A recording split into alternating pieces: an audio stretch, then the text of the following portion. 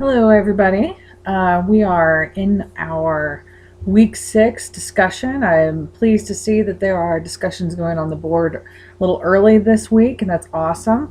I thought it would be good because we are reading something from such a long time ago to kind of go over how to read a literary work like this.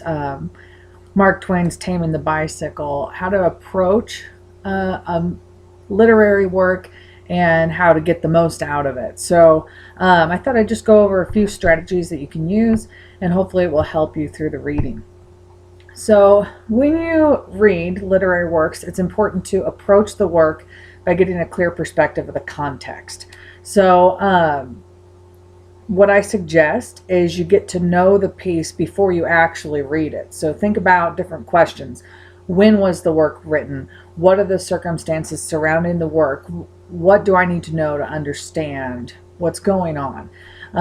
Of course, we have this story that was written quite a long time ago, and the language is going to be different than what we're used to now. And even the approach to story writing is going to be different. As we already know, the Mark Twain's work, Taming the Bicycle, is a nonfiction work. We learned that from our discussion board questions. And so it's actually something that really happened to him. So it's nonfiction. It's not something he made up.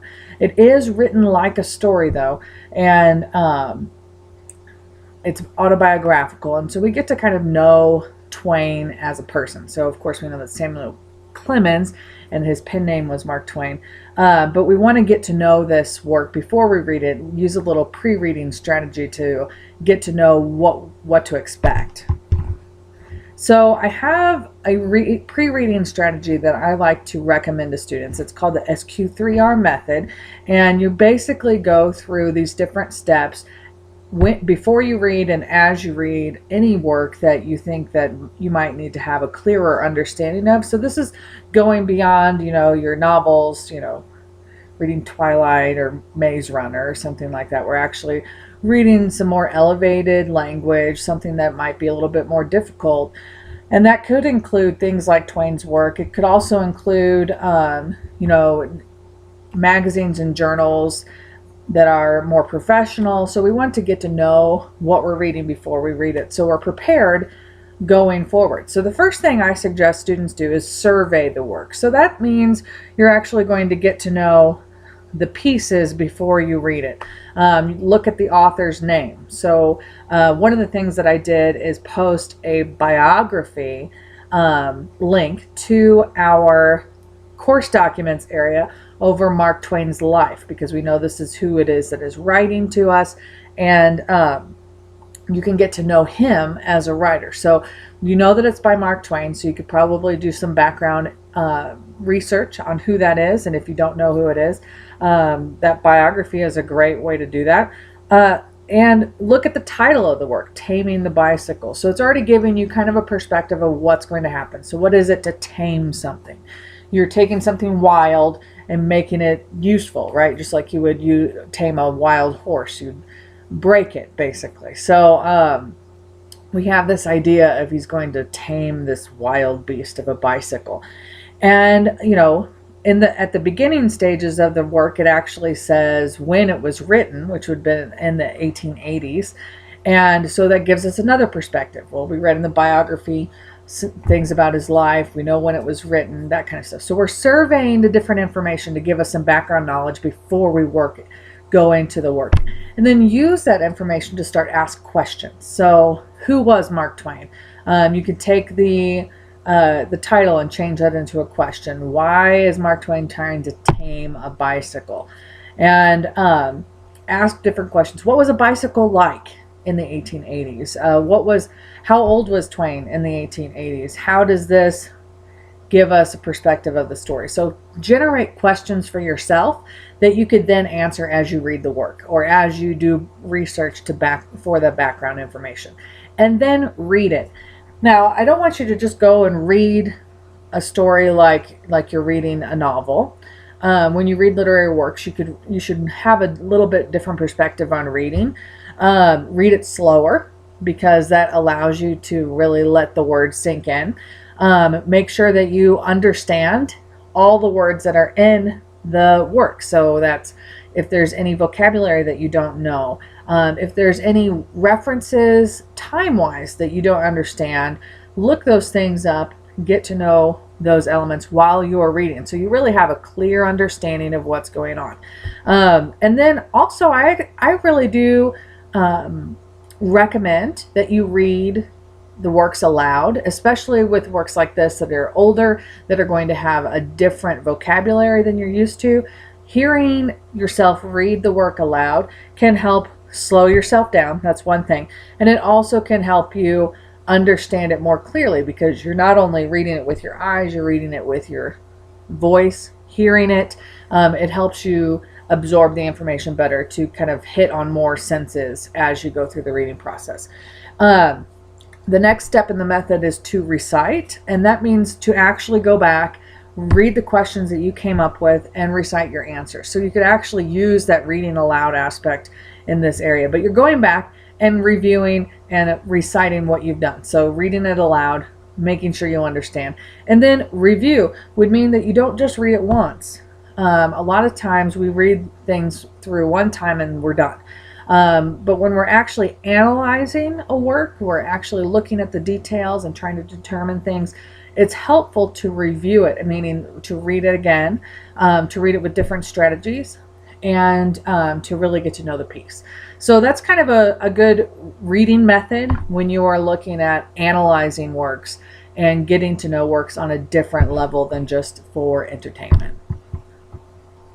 So a little bit about some background knowledge that we can gain. Of course, at the beginning of the work that I posted to the class, we learned that it was written in the 1880s. Obviously, this is after the Civil War, and it's kind of in that time before we reach like the big Industrial Revolution time. Some things are going on at this point, but other things are yet to come. So think about the technology of the time and that kind of stuff.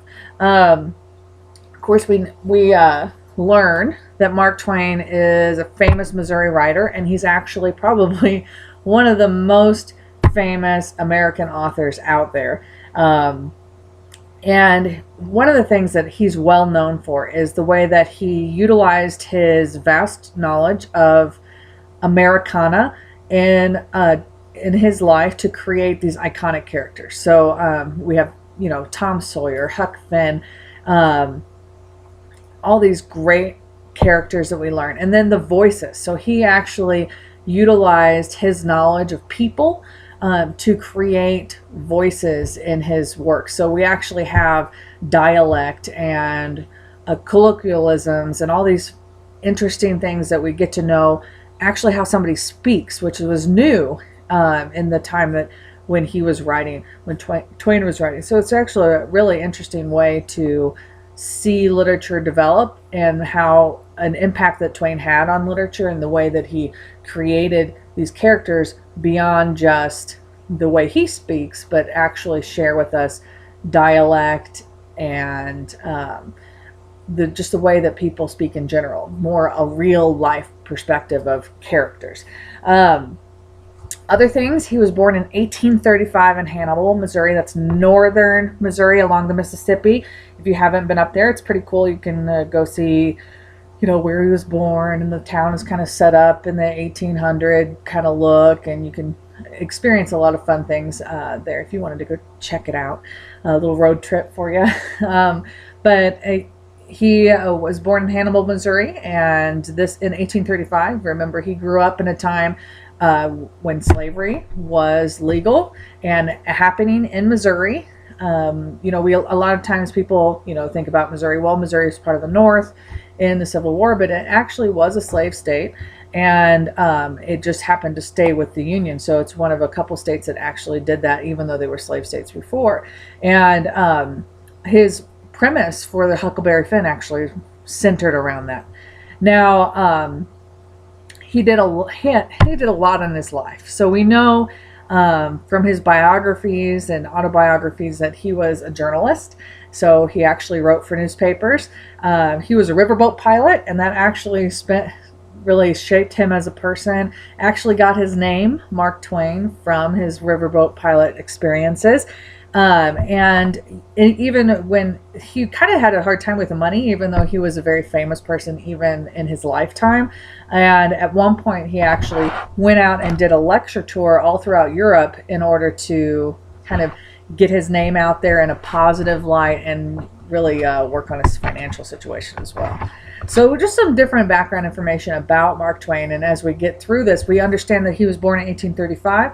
The story was written in the 1880s, so obviously that puts him, in his 40s or 50s when he's learning to ride a bicycle. That's different than our own experiences, right? Because we have, obviously, most of us start riding bikes when we were really little, and are probably riding on our own with no problem by maybe even first grade. So my daughter, of course, had a little harder time. She's a little more cautious. It took a little longer than that to be riding without training wheels. I think she rode her bike with training wheels until the training wheels physically fell off. So anyway, but it's a different experience if you're learning to ride a bike when you're 45 to 55 years old than if you're 5 years old. So it's different. And the other thing is, think about, he's learning to ride the bike in the 1880s. So this is going to be a different looking bike. So we're used to, of course, this picture here, where obviously if you are going to fall off, your feet are very close to the ground. And, most of us wear helmets or should wear helmets when we ride. And it's just a little bit easier of experience. And but Twain, in the time that he learned how to ride a bike, rode what was called an old high wheel bicycle. And we see this kind of artist representation of what that might have looked like. So this is something that's antiquated. We don't use these types of bikes anymore, but people actually did ride them. And it probably would have been a harder process to learn how to ride a bike like this rather than a bike like this. And you can see this kind of bicycle most likely is not going to be ridden by a child anyway, just for the sake of the sheer height of this bike. Kids could not reach the pedals for sure. Now, he did say in the story that how big the bike is. And we'll talk about that more in a second. But it's good to get a perspective when we look at the story. So we're looking at a bicycle from the 1880s. We're looking at a bicycle ridden by a man in his 40s or his 50s. So he's already older. And then how is that different from our own perspective, our own experiences? It's good to get that perspective when we're looking at literary works. What was life like then? What was the context of the story, of the details, and how does that compare to our own experiences? And that's one of the fun things to think about as you're reading this work. So I think it's important to actually read the story aloud and then look at different words and phrasings that we may not be completely familiar with. So I thought that what we can do in this particular presentation, I'm going to read through the first couple pages of the story. I'm not going to read through the whole thing, but I think it's important to read it out loud and to get a good perspective. And then we're going to go over a few things that might be confusing, at least things that popped out to me that might not jive with our experience. And then you can use that same strategy as you read as well. So here we go. Taming of the Bicycle by Mark Twain. I thought the matter over and concluded I could do it. So I went down and bought a barrel of Pond's extract and a bicycle. Now, first of all, look at this. Pond's extract. What in the world is that? We're going to get further in that. So keep in mind when you're reading things that stick out to you, like this, Pond's extract. I have no idea what that is. And why would they need it to ride a bicycle? So we'll get there. The expert came home with me to instruct me. We chose the backyard for the sake of privacy and went to work. Mine was not a full-grown bicycle, but only a colt, a 50-inch. Think of that, 50 inches. I think my bicycle is a little bit smaller. 50 inches, with the pedals shortened up to 48, and skittish like any other colt. The expert explained the thing's points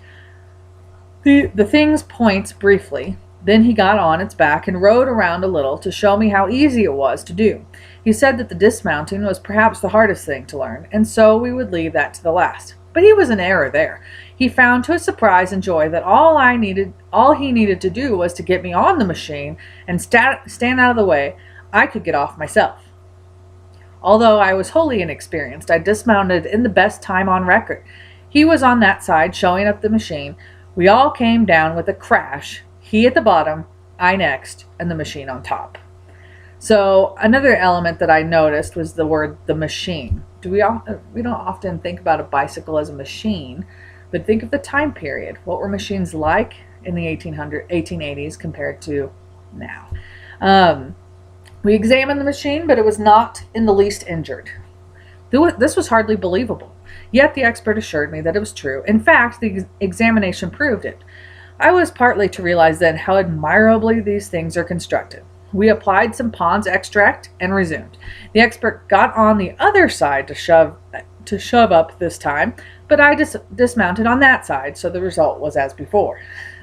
The machine was not hurt. We oiled ourselves again and resumed. This time the expert took up a sheltered position behind, but somehow or other we landed on him again. So we have 3 instances of a fall here, which is kind of funny to look at, but we see that the expert is always the one getting the raw end of the deal. He's always on the bottom, no matter which way Twain is going to fall, and the bike always ends up on top. So we have kind of this repeating pattern of falling. I think it's funny, but we also need to understand the context of what's going on. So first of all, let's know what Pond's extract is, because they keep oiling themselves up with these things.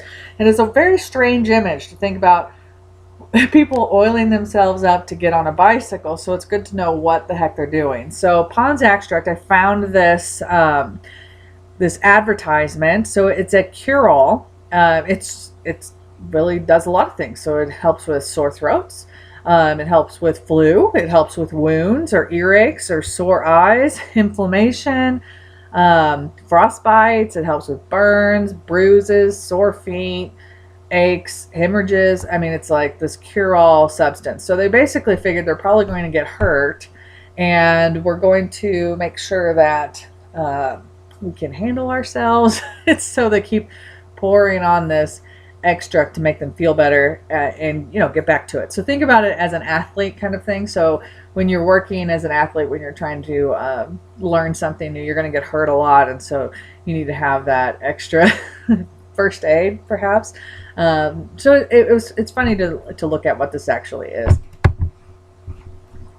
Okay, other things in here. So think about 50 inches, how 50 inches tall, that's over 4 feet.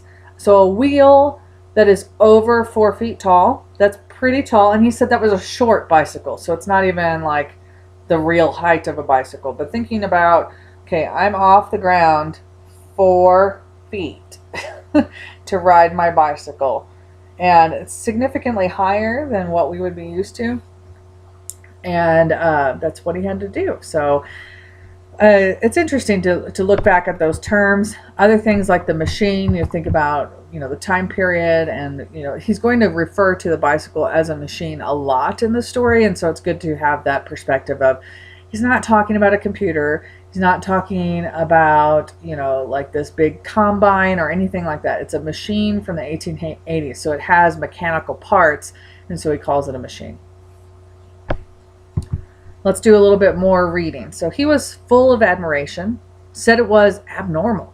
She was all right, not a scratch on her, not a timber started anywhere. I said it was wonderful while we were greasing up. But he said that when I came to know these steel spider webs, I would realize that nothing but dynamite could cripple them. So nothing but dynamite could cripple them. So it's like they're standing in awe of this bicycle. That, oh man, it just doesn't break. It's always okay, no matter how many crashes we have. Here they're greasing themselves up with this Pond's extract because they're hurting, but the bike is okay, so that's good. I underlined these steel spider webs because it gives us a kind of a view of what the bike looked like to them. So think about the spokes. That's really what they're describing, spider webs. These steel spider webs, the spokes on the wheel.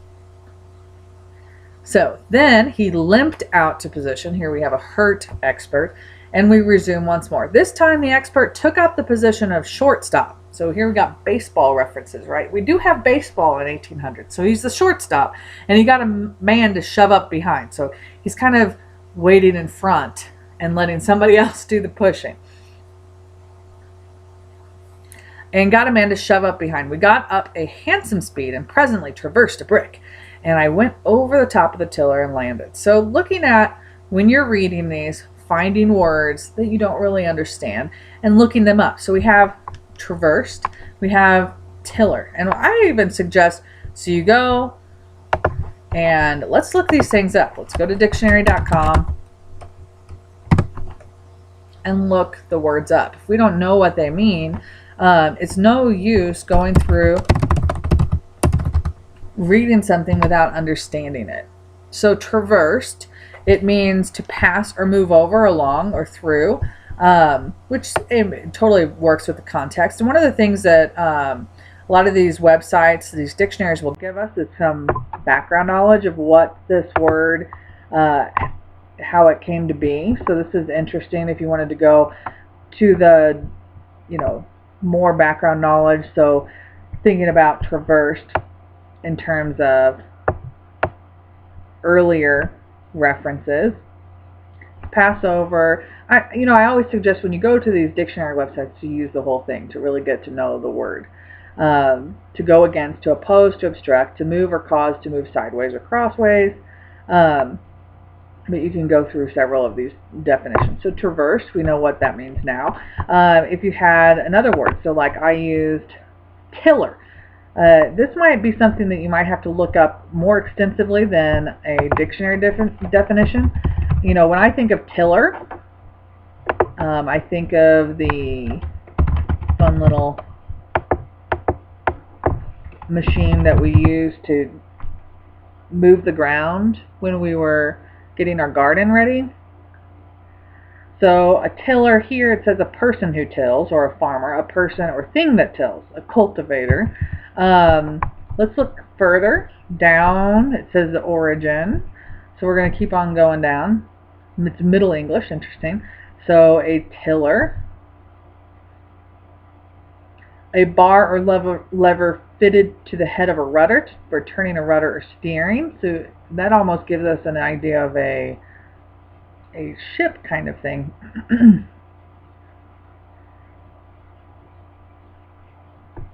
So we can kind of get to know what it is by looking at the definition.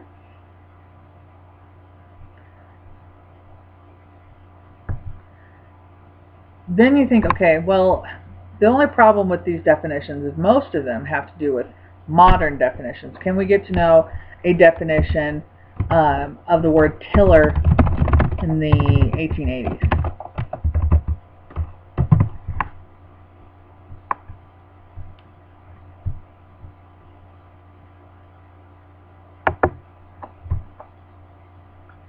So it's just a matter of doing a little bit of research if we don't understand what is going on. So a tiller, in this sense, it looks like has something to do with the actual bicycle. It's a tricycle. So this is actually a brand. The Tiller and Treadle Children's Tricycle. So the brand. Interesting. So these are things I wouldn't have known if I hadn't have looked them up.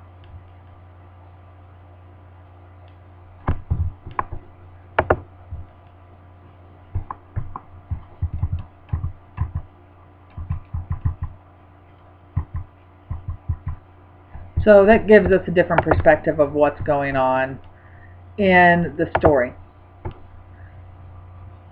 So the tiller could possibly be the brand of bicycle that he bought, or could be a part of the bike that refers back to that tricycle contraption that we just looked at. So that gives us a totally different look of what they're talking about. So he traversed a brick, so he's going over a brick, and then he went over the top of the tiller. So thinking about that, it's a little bit different than thinking of a farm equipment. So he's actually going over the top of the bicycle. He's falling over the top of the bicycle, head down into the ground. and onto the instructor's back. Poor guy. And then he saw the machine fluttering in the air between me and the sun. So you could kind of imagine now, have a better, clearer perspective of what's going on. His bike got tripped up over a brick, so here he goes, flying through the air, over the top of the bicycle, head down into the back of the instructor, and then the bike goes flying as well, and he sees it, fluttering between him and the sun.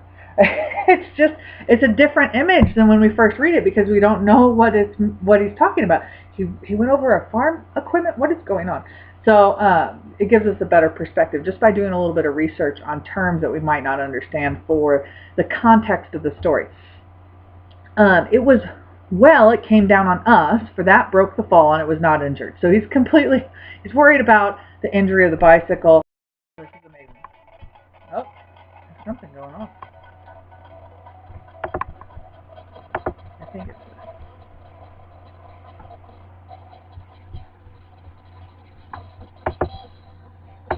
I'm sorry, guys. It's weird. To it on the websites I had open. Sorry. Okay, so 5 days later I got out and was carried down to the hospital and found the expert doing pretty fairly. In a few more days I was quite sound. I attributed this to my prudence and always dismounting on something soft. Some recommended a featherbed, but I think an expert is better. So this just kind of refers back to that he keeps falling on the expert. So he was in the hospital getting checked out. He did okay. The expert is also in the hospital. He went to check on him. He's doing better. But he got out of the hospital earlier because he always fell on the expert himself. So as you continue reading, I do suggest that you work through those pre-reading activities. So think about getting a clearer understanding of the context of the work. Use that SQ3R method to get to know what's going on before you read. And then as you read, make sure you're defining terms that you don't understand. I think it's important to do a little bit of research so you get a clearer understanding. We would have never known that the tiller actually referred to the bicycle itself. And then reading aloud helps you get more perspective on the reading, and don't just read it once. Try to go back and get a clearer perspective as you read it again. So I hope this helped, and I appreciate you listening in, and we will see you in the discussion board. Bye.